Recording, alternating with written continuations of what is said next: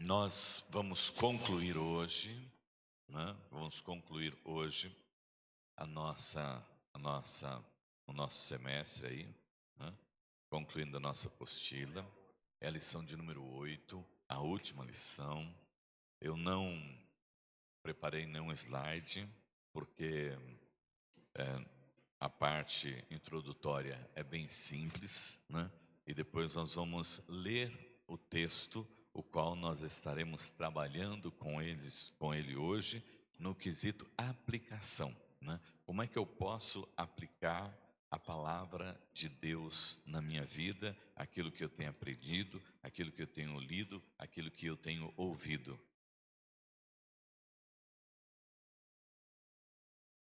E eu escrevi aqui, né? As respostas e vou depois passar para os irmãos, que assim os irmãos pegam e se tiver alguma coisa a acrescentar, conforme nós fomos conversando aqui, os irmãos vão também anotando aí na sua folha. Então, a lição de hoje é a importância da aplicação, a importância da aplicação, né? Porque se você com- for ao médico, o médico te der uma receita, né? Por melhor que seja o médico, né? E ele te der uma receita, e você for até a farmácia e adquirir esse medicamento, mas chegar em casa, né? Você pega a receita, o medicamento, juntos, né? Coloca lá na estante, ou coloca lá na gaveta, ou coloca lá na caixinha sua de medicamentos e não usa o remédio. O médico é um médico excelente. O remédio indicado também, olha, né, você nem pegou, né, o genérico, né? Você pegou do laboratório que o médico indicou, né? Então, um excelente remédio. E você colocou lá dentro da sua casa, né? Está lá na sua caixinha de remédio, mas você não usa. O que vai acontecer? Né? Para você, nada. Por quê? Faltou aquela parte que seria a sua, o uso do medicamento, né? A prática, né? Colocar em prática aquilo que o médico disse que seria bom para você, né? Ser curado, para você ter a sua saúde de volta. Assim também, amados irmãos, é com relação à palavra do Senhor nosso Deus. Assim também é com relação aos ensinamentos do Senhor nosso Deus. Não basta nós termos aqui, né, o livro de receita, né, contendo todo o receituário que nós precisamos para caminhar sobre a face da terra, né, para seguir a Jesus, e nós temos até todo o conhecimento, mas não colocamos em prática, né? Chegamos lá na nossa casa com a nossa Bíblia, depois de virmos, né, à escola dominical, ao John Knox, depois de participarmos de um culto, e aí nós chegamos lá na nossa casa, né? Sabe que nós ouvimos durante alguns minutos, depois o restante nós não conseguimos mais ouvir, né? E daquilo que nós aprendemos, nós absorvemos, daquilo que nós ouvimos, nós absorvemos muito pouco. Aí você chega lá na sua casa, né? Esquece o texto que foi ministrado na escola dominical, esquece o texto que foi ministrado no domingo e bota a sua Bíblia lá na estante, né? Ou lá na sua gaveta ou na sua cômoda, e dali ela só vai sair no próximo dia de culto. Ou se for na quinta-feira, se for no domingo de manhã, domingo de manhã, se for no domingo à noite, domingo à noite. Aí ela só vai retomar, né, retornar para a sua mão no dia de culto, né? Que efeito vai ter, né, sendo esse aqui o melhor livro de receitas que existe, sendo esse aqui o manual do Criador, né, o orientador em todas as áreas da nossa vida? Que efeito vai ter se você não fazer o uso dele diariamente? se você não fazer uso dele para a sua vida, no seu cotidiano, no seu agir, né? Essa é a Bíblia, essa é a prática. E às vezes nós somos até muito bons, né? Para ouvir, somos muito bons para aprender, para compreender, mas falta-nos a prática. Nessa prática, eu tinha tem uma pessoa assim muito conhecida nossa, lá de Fartura, a Meire. Ela era uma pessoa que viveu só, cuidou da mãe durante a vida toda, e ela morava em frente da casa pastoral. E quando ela tinha alguma coisa para fazer, e que ela ia contratar algum serviço, ela chamava a pessoa que ia fazer o serviço na casa dela, depois ela liga: pastor, o senhor pode vir aqui um pouquinho?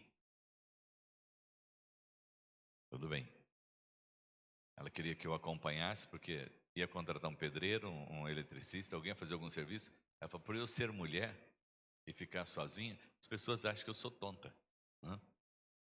Então, né, eu sempre peço para o senhor estar aqui, porque eu sei que as pessoas vão respeitar melhor na questão de dar orçamento e também na questão de fazer o serviço. Não basta você simplesmente saber o que você tem que fazer, você precisa realizar aquilo, né? E ela dizia assim, uma frase, né? O que você faz fala tão alto que eu não consigo ouvir o que você está dizendo. O que você faz fala tão alto que eu não consigo ouvir o que você está dizendo. Então, hoje nós vamos conversar a respeito disso.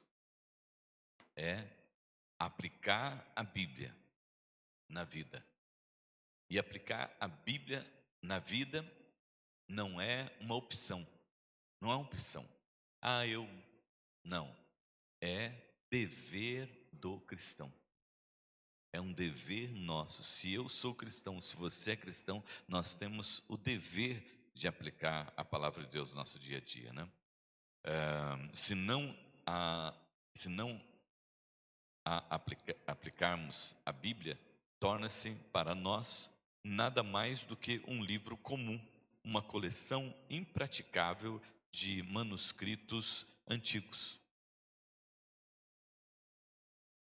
Porque, amados, a Bíblia na mão, na vida de um cristão, ela é uma coisa. Na vida da igreja, ela é uma coisa. Mas essa Bíblia aqui, lá na biblioteca, o que ela é? Lá na biblioteca, um livro comum. É um livro comum.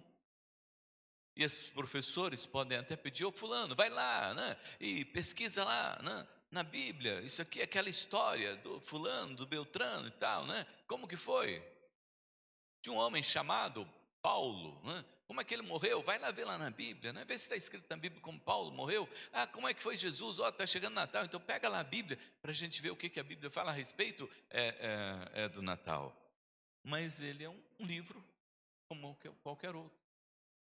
Assim também ela se torna na vida de muitos cristãos, né? De muitos cristãos, né?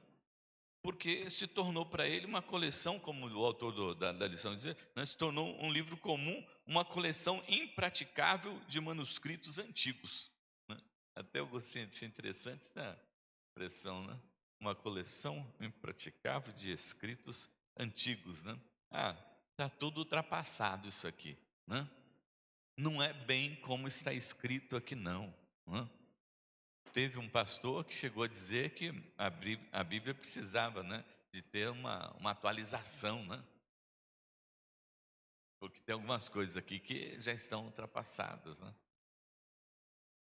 Só que a palavra do Senhor nosso Deus diz que todas as coisas vão passar, mas a minha palavra não passará. Ela permanece, né, para sempre, ela permanece eternamente. Então, a nossa meta hoje, amados irmãos, é olhar para o texto que nós vamos ler, e eu tenho que ser rápido aqui, olhar para o texto que vamos ler e tentar trazer para colocar na nossa vida, na nossa prática, no nosso dia a dia.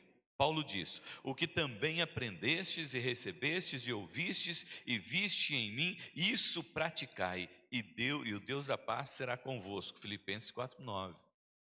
Então, né, Paulo fala: o que vocês, eu tenho ouvido a respeito, né, da palavra do Senhor nosso Deus, que eu tenho ensinado vocês, o que vocês têm visto em mim, né, isso vocês devem praticar. Depois nós vamos ter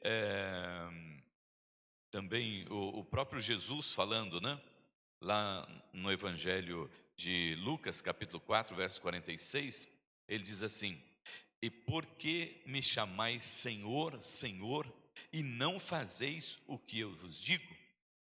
De que adianta você dizer que eu sou o seu Senhor, mas você não faz o que eu digo?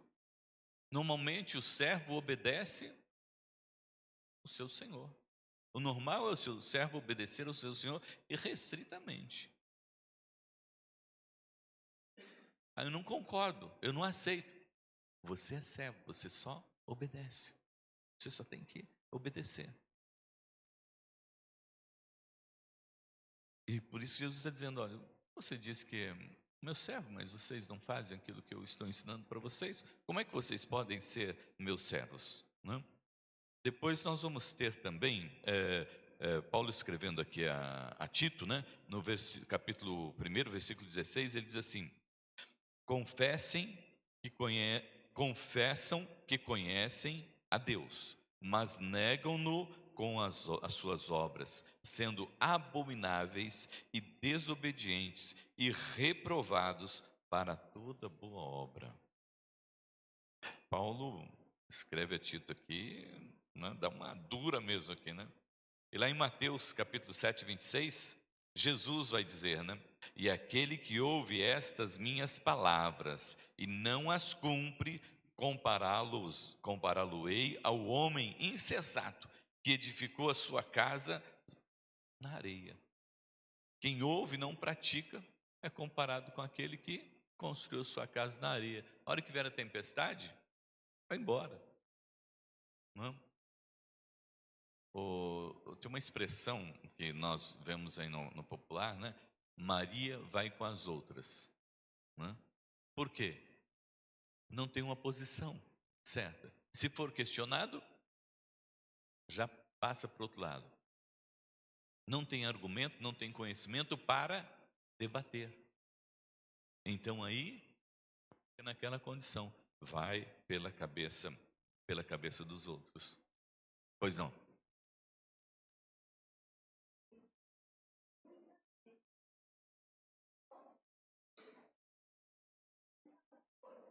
Ah, porém,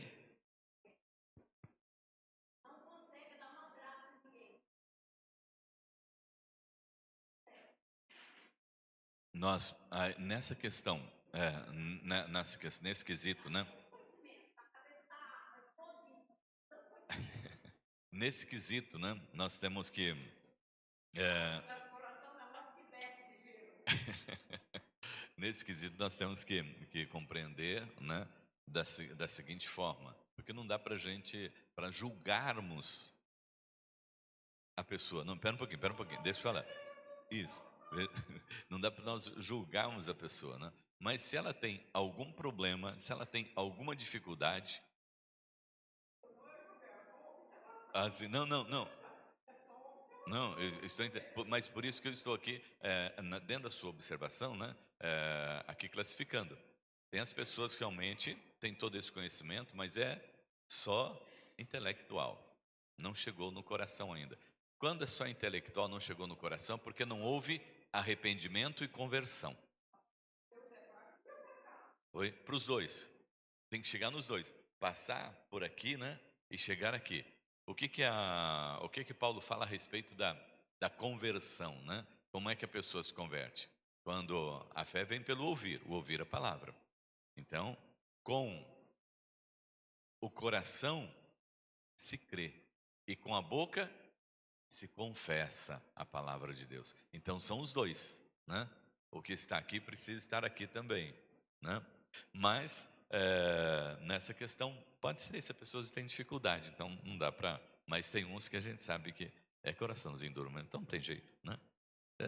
Deixa, né? Aí, nesse sentido, a aplicação é o desembocar de todo o estudo bíblico que realizamos. Paulo escrevendo a Timóteo, né? Ele também fala a respeito disso.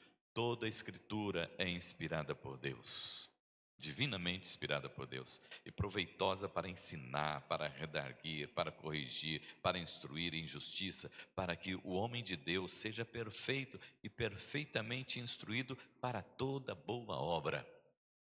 Né? Aliás, aqui tem eu já li um termo, né, que muitas pessoas hoje têm, fala se arrepia, né? Mas é o formato como está aqui no original do hebraico, né? Toda a escritura é divina e inspirada por Deus e útil, proveitosa para ensinar, para redarguir, para corrigir, para instruir em justiça, para que o homem de Deus, né? Aí quando você fala homem de Deus, as pessoas dizem, mas e a mulher, né? E a mulher? A Bíblia fala a respeito do homem de Deus, e quando fala a respeito desse termo, o homem, já está incluindo aqui a mulher, o ser humano. Só que hoje nós estamos vivendo um tempo em que você tem que falar. Se você não falar, você está esquecendo da mulher. Mas a Bíblia foi escrita assim, e não dá para você mudar isso aqui, porque já está contemplando o homem e a mulher. Ô, Humberto. É, tá entendendo? É, aí,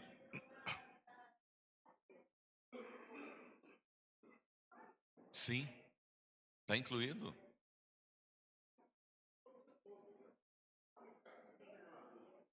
É quando você fala todos, não tem que.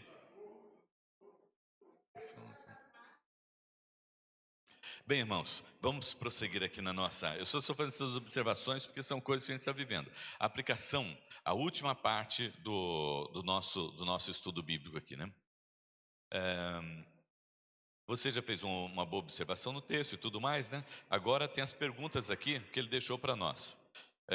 Tenho algum pecado? Eu li o texto e tal, né? Uma, duas, três vezes, né? Aí então eu faço essa pergunta assim, ó, eu tenho algum pecado a confessar? Preciso confessar algum pecado? Algum erro que preciso evitar?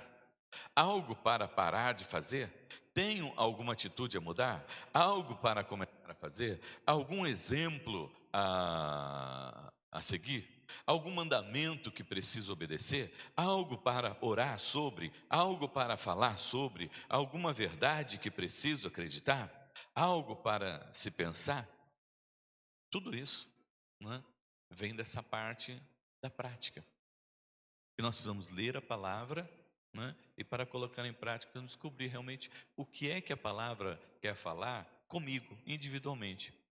Não é com o meu irmão, né? Porque às vezes nós temos esse costume, né? Quando nós vamos à igreja e ouvimos uma mensagem, e daí aquela mensagem, né, ela encaixa direitinho na vida do irmão.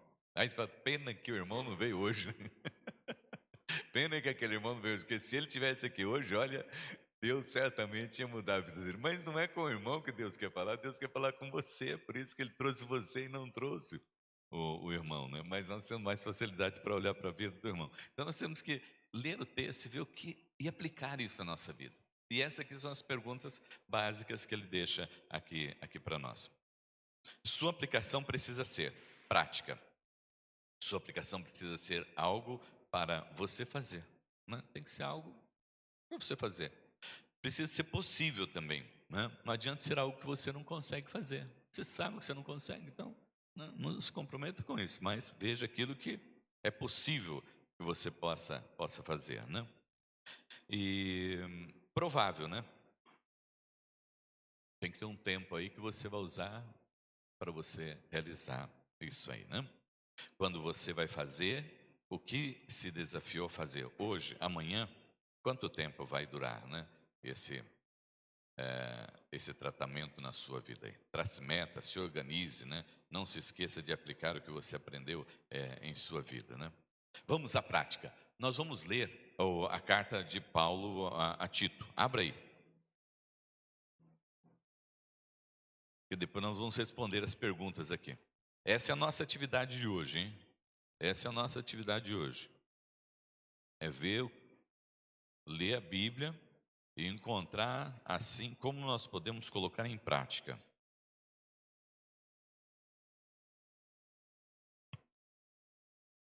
Trazer para a vida. Paulo, ele estava escrevendo aqui a Tito, né? Para que ele pudesse organizar a igreja lá, né? Ele estava fazendo aqui um discipulado com Tito. Está fazendo aqui um discipulado com Tito. E ensinando Tito a discipular também, né? Era a igreja de... Onde está localizada essa igreja? Os irmãos se lembram? Creta, né? A igreja de Creta. E para nós termos assim uma ideia, né, de como a igreja precisa ter, né, e ser diferente, qual era... Os irmãos se lembram aí qual era... Já lemos várias vezes, né? A fama dos cretenses. Depois nós vamos ver então. Vamos ler o texto? Eu vou ler o capítulo primeiro. Alguém quer ler o capítulo segundo? O Guilherme vai ler o capítulo segundo. Alguém quer ler o capítulo terceiro? Não. Alguém mais quer ler? Olha lá, o Beto. Bom, então vamos lá. Eu vou ler o primeiro, mas vou passar o microfone. Aguardo que eu vou passar o microfone para você. Tá? Vai ler no microfone. Tá? Paulo, servo de Deus e apóstolo de Jesus Cristo, para promover a fé que é dos eleitos de Deus e o pleno conhecimento da verdade segundo a piedade, na esperança da vida eterna que o Deus, que não pode mentir, prometeu antes dos tempos eternos e em tempos devidos manifestou a sua palavra mediante a pregação que me foi confiada por mandato de Deus, nosso Salvador. A Tito, verdadeiro filho, segundo a fé comum, graça, paz, da parte de Deus Pai e de Cristo Jesus, nosso Salvador. Por esta causa te deixei em Creta, para que pusesses em ordem as coisas restantes, bem como em cada cidade constituístes presbíteros, conforme te prescrevi. Alguém que seja irrepreensível, marido de uma só mulher, que tenha filhos crentes, que não são acusados de dissolução, não são insubordinados, porque é indispensável que o bispo seja irrepreensível como dispenseiro de Deus, não arrogante, não irracível, não dado ao vinho, nem violento, nem cobiçoso de torpe ganância, antes hospitaleiro, amigo do bem, sóbrio, justo, piedoso, que tenha domínio de si mesmo, apegado à palavra fiel, que é segundo a doutrina, de modo que tenha poder tanto para exortar pelo reto ensino, como para convencer os que contradizem. Porque existem muitos insubordinados, aqui no meu é pauradores, né? Frívolos e enganadores, especialmente os da circuncisão. É preciso fazê-los calar, porque andam pervertendo casas inteiras, ensinando o que não devem por torpe ganância. Foi mesmo dentre eles um de seus profetas que disse: cretenses, sempre mentirosos, feras terríveis, ventres preguiçosos. Tal testemunho é exato, portanto, repreende-os severamente para que sejam sadios na fé e não se ocupem com fábulas judaicas, fábulas judaicas, nem com mandamentos de homens desviados da verdade. Todas as coisas são puras para os puros, todavia para os impuros e descrentes nada é puro. Portanto, porque tanto a mente como a consciência deles estão corrompidas. No tocante a Deus, professam conhecê-lo, entretanto, o negam por suas obras. É por isso que são abomináveis, desobedientes e reprovados para toda boa obra. Capítulo 2. Você, porém, fale o que está de acordo com a sã doutrina, Ensine os homens mais velhos a serem moderados, dignos de respeito, sensatos e sadios na fé, no amor e na perseverança. Semelhantemente, ensine as mulheres mais velhas a serem reverentes na sua maneira de viver, a não serem caluniadoras nem escravizadas a muito vinho, mas a serem capazes de ensinar o que é bom. Assim poderão orientar as mulheres mais jovens a amarem seus maridos e seus filhos, a serem prudentes e puras, a estarem ocupadas em casa e a serem bondosas e sujeitas a seus maridos, a fim de que a palavra de Deus não seja difamada. Da mesma maneira, encoraje os jovens a serem prudentes. Em tudo seja você mesmo um exemplo para eles, fazendo boas obras. Em seu ensino, mostre integridade e seriedade. Use linguagem sadia, contra a qual nada se possa dizer, para que aqueles que se opõem a você fiquem envergonhados por não poderem falar mal de nós. Ensine os escravos a se submeterem em tudo a seus senhores, a procurarem agradá-los, a não serem respondões e a não roubá-los, mas a mostrarem que são inteiramente dignos de confiança, para que assim tornem atraente em tudo o ensino de Deus, nosso Salvador. Porque a graça de Deus se manifestou salvadora a todos os homens. Ela nos ensina a renunciar à impiedade e às paixões mundanas e a viver de maneira sensata, justa e piedosa nesta era presente. Enquanto aguardamos a bendita esperança, a gloriosa manifestação de nosso grande Deus e Salvador, Jesus Cristo. Ele se entregou por nós a fim de nos remir de toda maldade e purificar para si mesmo um povo particularmente seu, dedicado à prática de boas obras. É isso que você deve ensinar, exortando-os e repreendendo-os com toda a autoridade. Ninguém o despreze. Agora, o capítulo 3, o Beto, que estará lendo para nós. Lembra-lhes que se sujeitem aos que governam, às autoridades, sejam obedientes, estejam prontos para toda boa obra. Não difamem a ninguém, nem sejam altercadores, mas cordatos, dando provas de toda cortesia, para com todos os homens. Pois nós também, outrora, éramos nécios, desobedientes, desgarrados, escravos de toda sorte de paixões e prazeres, vivendo em malícia e inveja, odiosos e odiando-nos uns aos outros.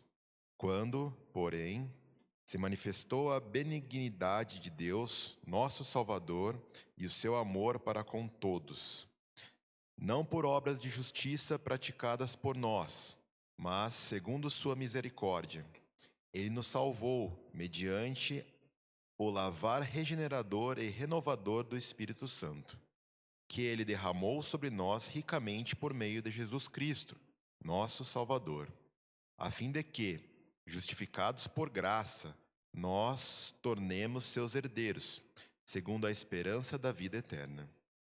Fiel é esta palavra, e quero que, no tocante a estas coisas, faças afirmação confiadamente, para que os que têm crido em Deus sejam solícitos na prática de boas obras. Estas coisas são excelentes e proveitosas aos homens. Evita discussões insensatas, genealogias, contendas e debates sobre a lei, porque não têm utilidade e são fúteis. Evita o homem faccioso, depois de ademoestá-lo primeira e segunda vez, pois sabes que tal pessoa está pervertida e vivendo pecando, e por si mesma está condenada. Quando te enviar Artemas ou Tíquico, apressa-te a vir a Nicópolis ao meu encontro. Estou resolvido a passar o inverno ali. Encaminha com diligência Zenas, o intérprete da lei, e Apolo, a fim de que não lhes falte coisa alguma. Agora, quanto aos nossos, que aprendam também a distinguir-se nas boas obras a favor dos necessitados, para não se tornarem infrutíferos. Todos os que se acham comigo te saúdam. Saúda quantos nos amam na fé. A graça seja com todos vós.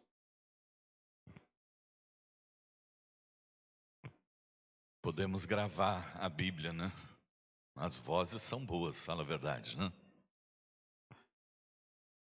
Domingos, só salva para mim, entrega um para cada irmão. Acho que dá 3, 6, 9, 12, 15. Eu tenho 19 aqui. Quando for casal, fica um só, hein? Porque nós temos as perguntas aí para responder. Quais são as afirmações e princípios universais do texto? Né? Eu coloquei aqui, eu estou mandando para os irmãos, porque se eu fizer aqui, os irmãos não vão anotar todos.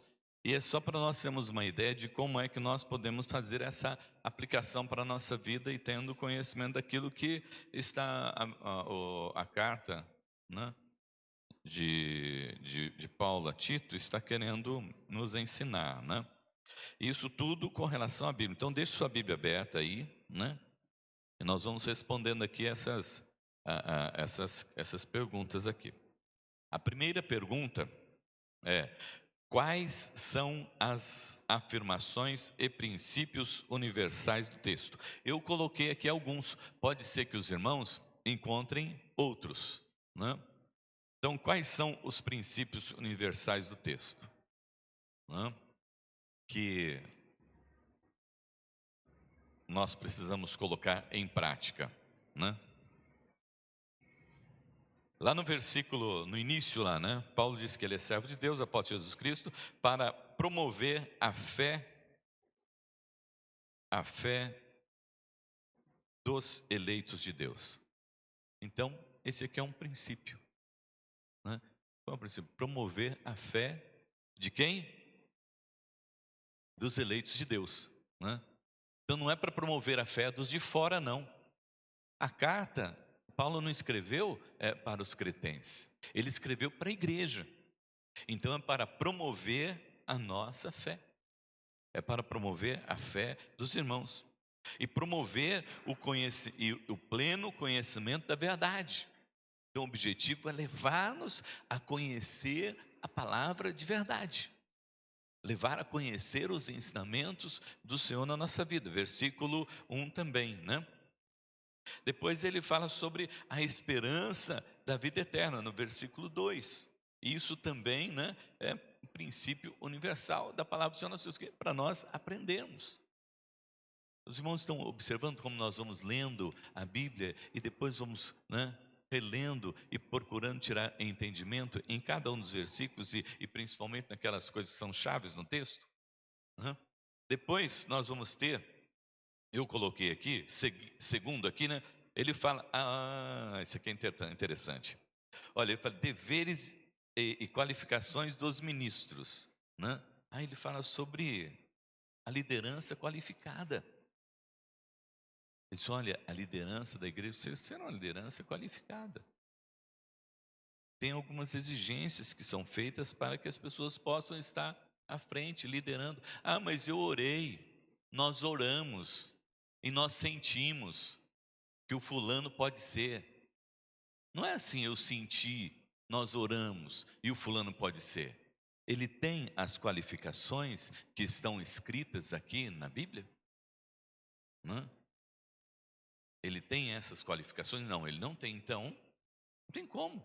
Não adianta você orar, né, numa igreja pentecostal, você ter revelação, né? Tem que estar de acordo com a palavra do Senhor nosso Deus. A igreja está começando, mas a gente não tem ninguém para eleger. Vai elege fulano. Não, ele tem? Não, senão não vai dar certo. Se não tomar o remédio tudo conforme o médico indica, não dá certo. Se nós não usarmos, né, dessa orientação aqui para a nossa igreja, vai dar certo. Então, depois, qualificação, liderança qualificada, eu coloquei. Depois eu coloquei promoção da sã doutrina. Aí, nessa promoção da sã doutrina é interessante, né? Foi o Guilherme que leu, né? Nessa promoção da sã doutrina, todos devem participar da promoção da sã doutrina. Aí entra quem? As mulheres, né?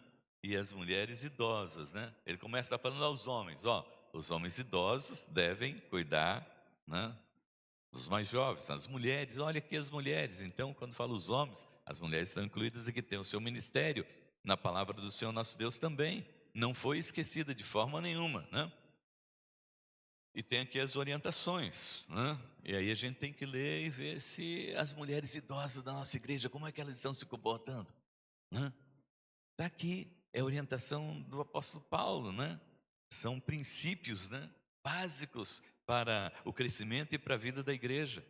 Depois eu coloquei dever de viver vida cristã autêntica, né? Viver a vida cristã autêntica não é uma opção. Ah, né? Você aceitou Jesus? Você entregou sua vida para Jesus? Você professou sua fé? Não é agora opção. Não, viver vida cristã é dever seu. Dar testemunho é um dever seu. Às vezes alguém olha para você, né, e critica você, né, e chama a sua atenção, né, e fala alguma coisa que você tem cometido, tem feito errado, né? A pessoa já fica todo irado, todo bravo, né? Pensa, eu pequei? Eu errei? Eu estou errando? Hã? É dever nosso, né? Dar esse testemunho. Depois também eu coloquei dever de fazer discipulado, né? É dever nosso discipular. Está também aqui quando ele fala a respeito dos homens, das mulheres, né? É fazer discipulado. Eu sou discípulo para fazer discípulo.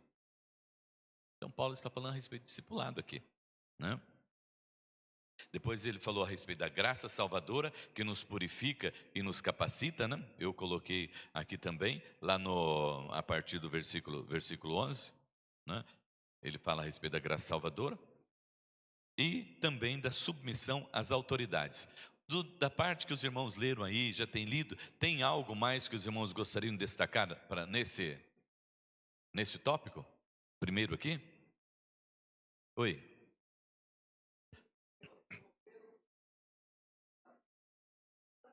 Isso, exatamente. A verdade é a palavra do Senhor nosso Deus. A verdade é a palavra do Senhor nosso. Quando fala a verdade, está se referindo à palavra do Senhor nosso Deus, né?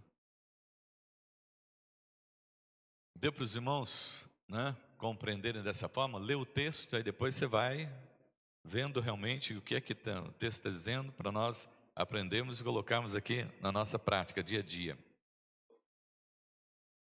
Oi? Isto, então, vamos lá, né? São as boas obras também. Podem ser encaixadas aqui ou não? O que os irmãos acham? Exatamente, as boas obras também encaixam aqui, né? Porque fazem parte, né, de princípios universais.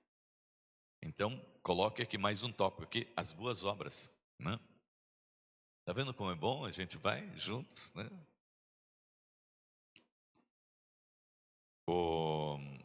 Quem fala a respeito das boas obras? Lá aqui no Novo Testamento. Qual a carta que fala a respeito das boas obras? Tiago, isso, Tiago, né? Que fala a respeito das boas obras. Que a fé sem as obras é morta, né? Não que as obras possam salvar alguém, mas é impossível um cristão não ter boas obras. Como é impossível um cristão não viver de acordo com a palavra do Senhor nosso Deus, se ele é cristão, né? É impossível um cristão passar na rua e não se compadecer. Acontece muito, como a Idélia questionou aqui, né? Passa ali perto, vê que a pessoa está caída, mas ele não é capaz de parar para ajudar. Não é capaz de parar para ajudar a pessoa. Vê que a pessoa está passando necessidade, vê que a pessoa está precisando de ajuda, mas já faz um pré-julgamento, né? E às vezes esse vagabundo, né? Esse vagabundo, né? Então, mas você faz aquele pré-julgamento e segue em frente. O cristão ele precisa ter uma identidade diferente, né? Outro dia nós estávamos saindo de uma casa, né? Aí do outro lado tinha um rapaz, tinha chovido e o rapaz estava deitado do outro lado da rua, né? Aí uma pessoa estava vindo de carro, parou o carro, né? Parou o carro e ficou olhando para o rapaz. Aí como ia atravessando a rua, né? Ele falou, eu parei aqui para ver e tal. Aí eu fui lá conversar com a pessoa estava embriagada. E como começou a chover, ela deu uma encostadinha ali para parar a chuva, né? Mas ela deitou assim, ó, e dormiu. E dormiu. Aí eu fui lá, conversei com ele, falei, tudo bem com você? Tá tudo bem e tal? Não, estou bem, eu tô só esperando passar a chuva aqui. Falei, então tá bom. Mas como estava frio, deitado ali naquele lugar, né? Que agora com a chuva ia esfriar.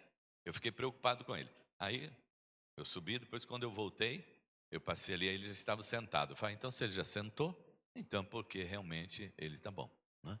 Então, nós temos que ter essas atitudes, e isso que vai fazer a diferença. Não sei se os irmãos já viram até um vídeo, né? Isso vale para todas as pessoas, em todas as áreas. Se os irmãos já viram um vídeo de um médico, que ele vai no pronto-socorro, ele atende lá no pronto-socorro, ele lê a Bíblia, ora com as pessoas e depois ele vai para o consultório dele para atender, né? Então, onde nós estivermos, dá para nós praticarmos, ter gestos de amor, né? E isso está dentro das boas obras, viu, irmãos? Isso está dentro das boas obras, né? Então, segunda pergunta aqui: existe algum desafio, exigência ou condição proposta ou implícita no texto? Quais os desafios que Paulo apresenta nesse texto aqui para nós? Eu coloquei ter cristãos autênticos na vida da igreja. Eu falei assim, ó, Tito, aí em Creta você precisa ter cristãos autênticos, né? Porque eles precisam ser eleitos presbíteros e precisam ser cristãos autênticos. Os homens, as mulheres precisam ensinar uns aos outros. Eles precisam ser autênticos, precisam dar testemunho. Porque os cretenses aí, eles dizem, ó, fama, qual é a fama dos cretenses? Quem que leu sobre a fama dos cretenses?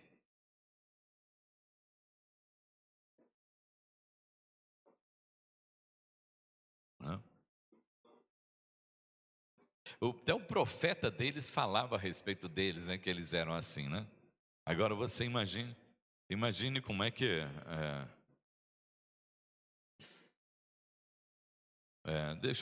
qual foi o texto mesmo aqui? Me ajude aqui. Onde é que está o fala sobre os cretenses?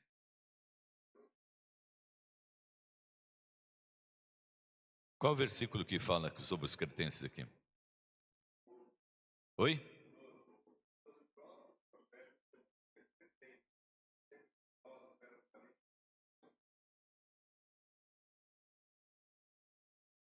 Olha como eles eram, né? Então vocês precisam ser e fazer a diferença, né?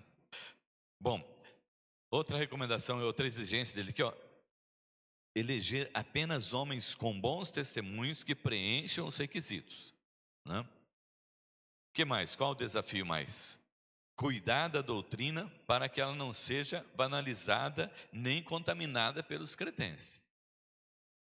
Porque eles vão tentar entrar na igreja e vão tentar viver dentro da igreja algo diferente. Então vocês, por favor, né? Não tolerar gente que nega a fé, né? Falou assim, ó, gente que nega a fé não tem como manter dentro da igreja, não.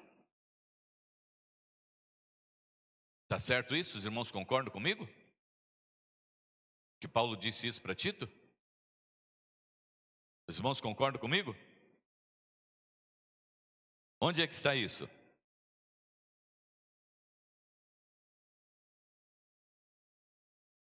É,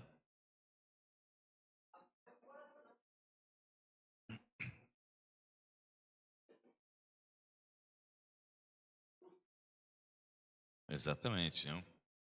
Então, dizendo, evita discussões, evita homens facciosos, né? Depois de admoestá-los, né? Pela primeira e segunda vez, né? Pois sabes que tal pessoa está pervertida, vive pecando e por si mesma está condenada, né? Então, dizendo, não, então,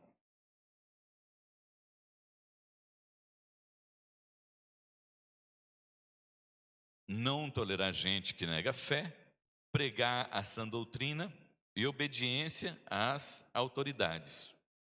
Mais alguma exigência que Paulo coloca aqui que eu não falei?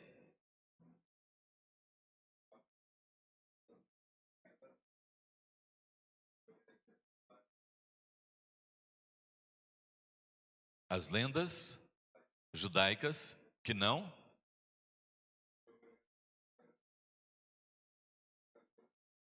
que é regeneradora em Cristo, né? Então tem que ser esse evangelho, né, que está aqui na palavra do Senhor nosso Deus, que nós recebemos realmente, né, que vem lá, né, do Antigo Testamento para o Novo Testamento, mas tem que ser essa nova aliança, né?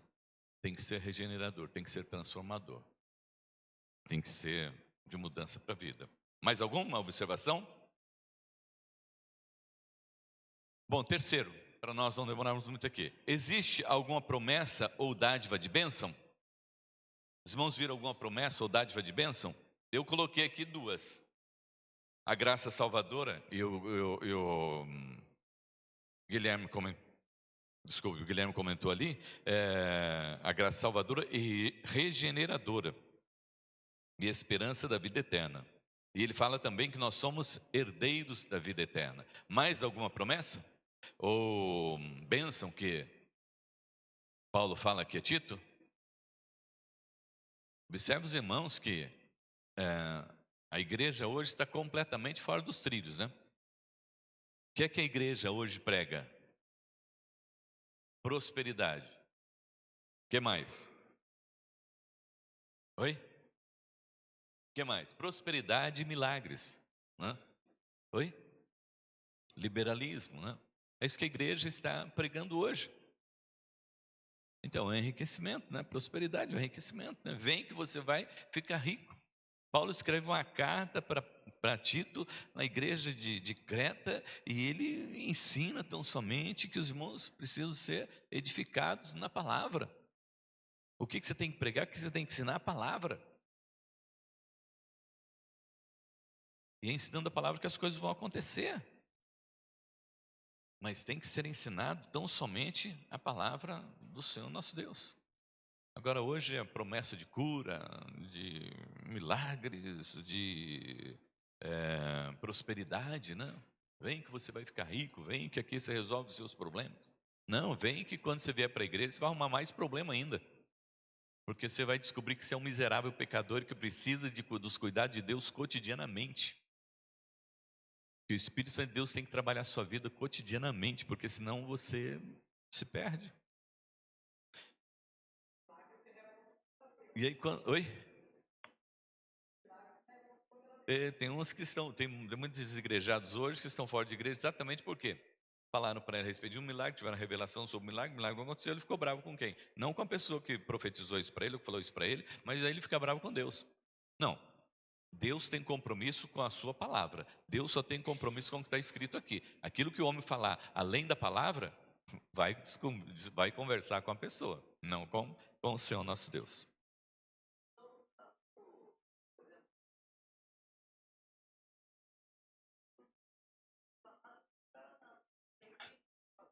Que você tem que profetizar pregando a palavra do Senhor nosso, aquilo que a palavra ensina. É isso, é isso. Isso é de Deus. De jeito nenhum. Isso é obra do Senhor. Acontece? Acontece. Acontece pela pregação verdadeira da palavra do Senhor nosso Deus. O ensinamento da palavra, né? E diz lá, se creres, verás a glória de Deus. Você crê, viva e verás, né? Bem, vamos. Mais alguma coisa por parte dos irmãos? 4. O mesmo problema de ontem tem relação com o de hoje? Eu coloquei que sim. Os irmãos concordam? Se Paulo escrevesse uma carta para a igreja de Agudos, ele escreveria uma carta diferente para a igreja de Agudos? Certamente que algumas coisas mais das características da igreja ele iria trabalhar. Mas, no geral, é base, né? Porque é a finalidade da igreja. Qual a finalidade da igreja? Estar aqui em Agudos, né? combater as falsas doutrinas, é o que nós vamos fazer, e necessidade de discipulado, né? Eu coloquei aqui que o mesmo problema de ontem tem relação com o de hoje, sim, né? A finalidade da igreja, de ser igreja, né? A igreja está aqui para combater as falsas doutrinas e a necessidade de discipulado, sempre discipulado. E o que é o discipulado? É você estar disposto a andar junto com alguém para ensinar a palavra do Senhor nosso Deus para essa pessoa. Estudando a palavra, né? E também caminhando junto, né? Não é só ir lá e fazer um estudo da palavra, não. Caminhar junto, né? Estar junto com a pessoa. Para que a pessoa possa sentir realmente que você é um cristão, que você está disposto a ajudá-la, está disposto a pagar o preço, né? No dia a dia. Então, o mesmo problema de ontem tem relação com hoje. Tem relação com hoje. A mesma solução de ontem pode ser utilizada hoje? Claro, né? Concorda comigo? Claro, né? Pode e deve, né? A Bíblia não foi escrita para ontem, mas para hoje. Sempre. Então, para a nossa prática aí, temos que. Quais são as lições práticas para hoje? Eu coloquei ser um cristão autêntico e combater as heresias, discipular todos são discípulos para fazer discípulos, prática de boas obras. O que os irmãos, quais as lições práticas para hoje que os irmãos veem nessa carta? Além dessa que eu coloquei. Você, se fosse para você tirar uma lição aqui, né, prática para os dias de hoje, para a vida da igreja, não é para a sua vida particular, não, para a vida da igreja, qual você acha que seria a mais interessante aqui? E é lógico que cada um pensa diferente, né? Ah,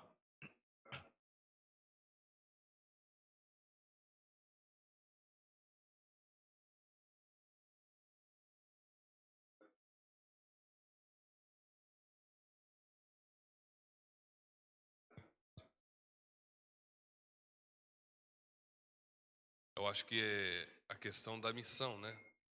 Tito como missionário, também existir hoje esse compromisso com as missões do Evangelho para todo mundo.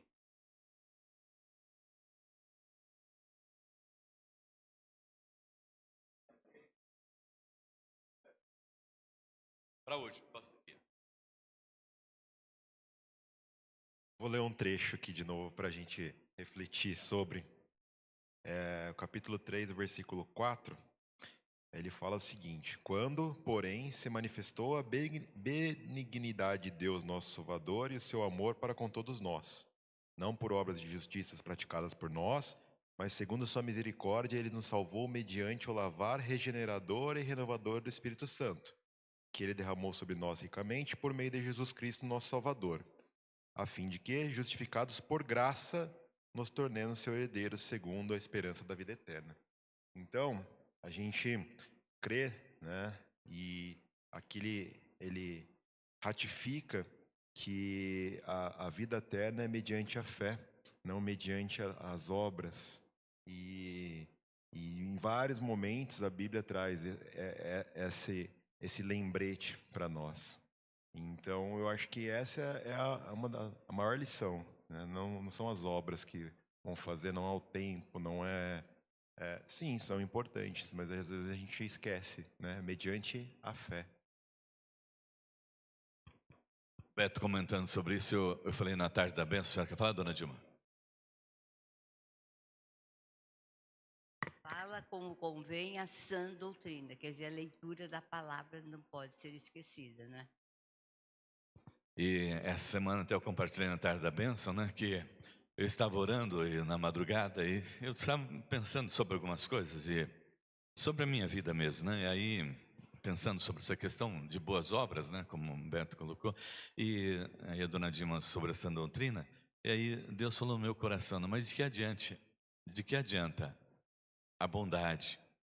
De que adianta a pessoa fazer o bem se ela não tem comunhão com o Senhor nosso Deus, se ela não tem espiritualidade nenhuma? Não adianta nada a igreja também fazer um monte de obras, ter obras para todos os lados, né? Atender tanta gente e tudo mais, mas não ter espiritualidade, não ter devocional, não ter comunhão com o Senhor nosso Deus, não conhecer a palavra. Porque para o Senhor, o mais importante é o conhecimento da palavra e o viver a palavra. Tanto é que quando questionam ele a respeito de que o dinheiro dava para comprar muitas coisas, o que ele disse para os discípulos? Vocês vão ter pobres para o resto da vida perto de vocês, mas agora vocês me têm aqui. Então, aprendam a palavra, se apliquem ao conhecimento da palavra. Né? Bom, vamos lá. A sétima, o que pode impedir que a prática seja executada? Esse aqui os irmãos podem me ajudar bastante, fala a verdade, porque esse aqui já sai um pouquinho ali da Bíblia e já vem para a nossa realidade. Né? Eu coloquei aqui, falta de fidelidade, quando não somos fiéis e não obedecemos aos ensinamentos da palavra do Senhor nosso Deus. Coloquei também o comodismo, né? Acha que essas coisas são assim mesmo, né? Tem muitos bancos vazios na igreja, mas é assim mesmo, né, e tal. Aí nós esquecemos que nós somos responsáveis por ir e pregar o evangelho, né? Falar de Jesus para as pessoas, né? Como diz, né? A nossa igrejinha sempre foi assim, né? E continua assim. Eu saí sobre essa questão de igrejinha, só um testemunho. A primeira igreja que eu pastorei foi a igreja de Bofete, né? Os irmãos sabem que é ali próximo de Botucatu, uma cidade pequena, né? E nós fomos com a nossa igreja visitar a segunda igreja de Botucatu. Então pegamos lá 2 peruas, né? Lotamos de irmãos lá da igreja e nós fomos para a segunda igreja de Botucatu. Aí quando nós chegamos na segunda igreja de Botucatu, a igreja estava fechada ainda, eram 9 horas, antes de começar a escola do carro, a igreja ainda estava fechada, né? Aí esperamos um pouco e tal, e o pessoal chegou. Aí a pessoa que estava à frente da igreja chegou assim: olha, nós queremos pedir aos irmãos, queremos pedir perdão aos irmãos, né? Porque a nossa igrejinha é muito fraca, é muito fraquinha a nossa igrejinha. Eu falei, como? Como que alguém ousa falar isso a respeito da igreja de Cristo? Se ela dissesse, olha, nós somos, né, crentes infiéis, né? Nós somos pessoas acomodadas, nós não saímos para pregar o evangelho, por isso vocês nos perdoem e nós estamos só nesse pequeno número aqui. Mas nós queremos olhar para vocês como uma igreja lá de Bofete, uma igreja pequena, mas que está trabalhando, e vamos nos inspirar em vocês, vamos ser uma igreja diferente também. Mas esse comodismo, né? Toma conta, falta convicção de chamado, né? Eu fui chamado para quê? Foi chamado para quê, né? Às vezes nós queremos ouvir um chamado que não é do coração de Deus, mas é que é do nosso coração e da nossa mente. Aí eu quero ser isso, não, mas eu não quero ser aquele outro. Não, eu quero ser professor do John Knox, mas eu não quero, né, estar lá cuidando das crianças ou fazendo alguma outra coisa. Mas eu quero ser professor do John Knox. Né? Eu quero ser presbítero, mas eu não quero ser diácono. Ué, mas será que esse é o seu chamado? Nós temos que entender, né? Um chamado eu sei que todos nós temos. Você foi chamado para ser discípulo de Cristo Jesus. Esse é o seu chamado. Depois os ministérios vêm depois. Você foi chamado para ser discípulo de Cristo Jesus e recebeu uma ordem: ir de pregar o evangelho. É isso que você tem que fazer. Pregar o evangelho de Cristo Jesus. Mas o que pode impedir a prática de ser executada? O que mais? Mais alguma coisa? Preguiça. Acho que a preguiça é boa, né? A preguiça é uma boa, né? Preguiça, crente preguiçoso, né? Crente preguiçoso é aquele, mas tem que ir culto de novo hoje. Ai, meu Deus do céu, mais um culto. Esse povo gosta muito de culto. Eu estava aqui pensando em tirar uma soneca aqui, agora o povo fica inventando culto. Escola dominical, esses cultos todos aí, né? Crente preguiçoso, né? Na devocional, então, não faz devocional dele, né? Não tem a prática da leitura bíblica diária dele, né? O que mais? Muitas outras, né? Vamos deixar para lá, para a gente encerrar aqui, que a Elisete já sentou na minha frente, cara.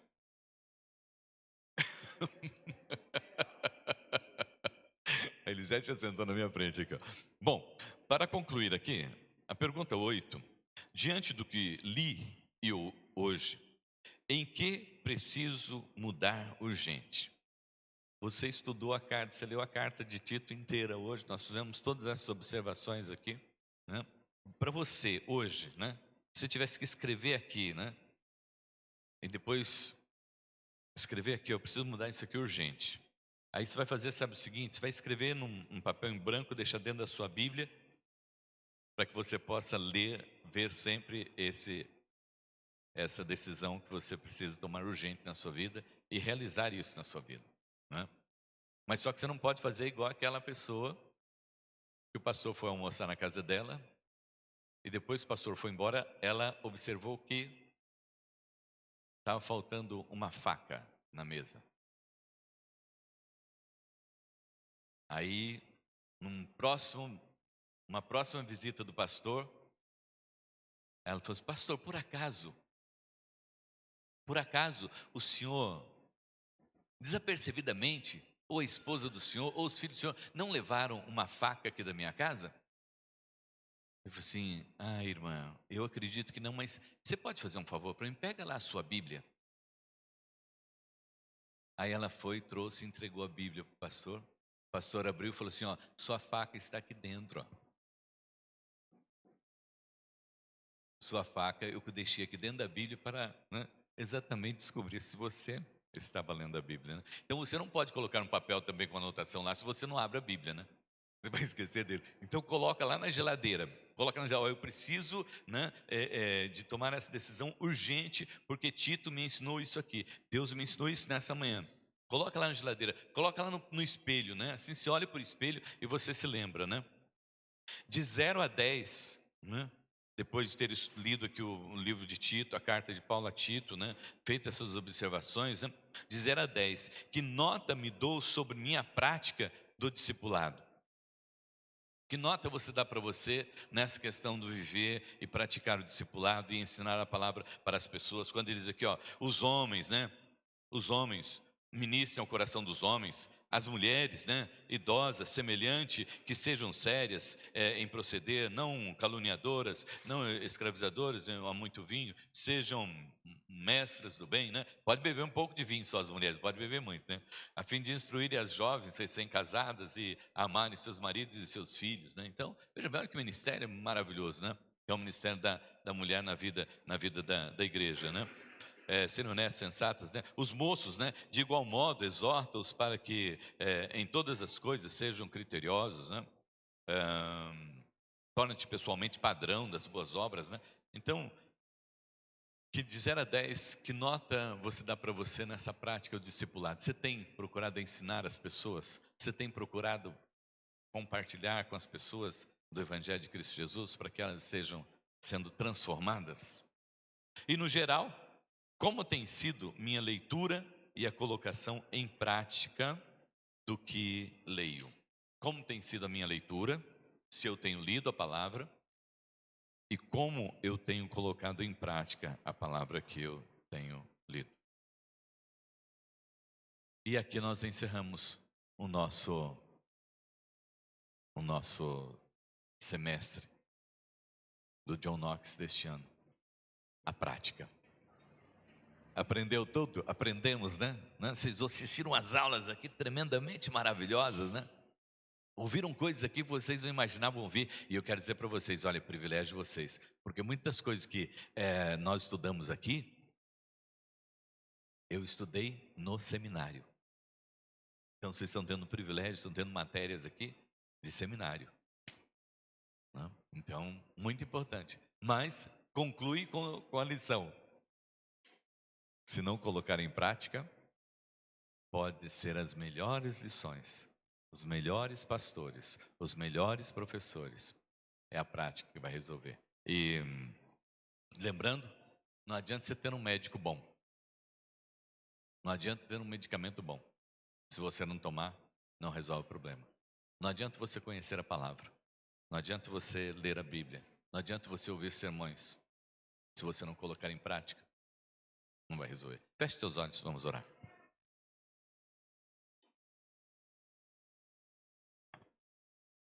Maravilhoso Deus, Pai Todo-Poderoso, muito obrigado por esta manhã. Obrigado, Senhor Deus, pela Tua palavra que nos foi ministrada neste momento. E que o Senhor continue falando aos nossos corações, para que, Deus, o Teu Santo Espírito nos instrua cada dia, para que sejamos pessoas hábeis, prontas, preparadas e que praticam, Deus, Sua palavra.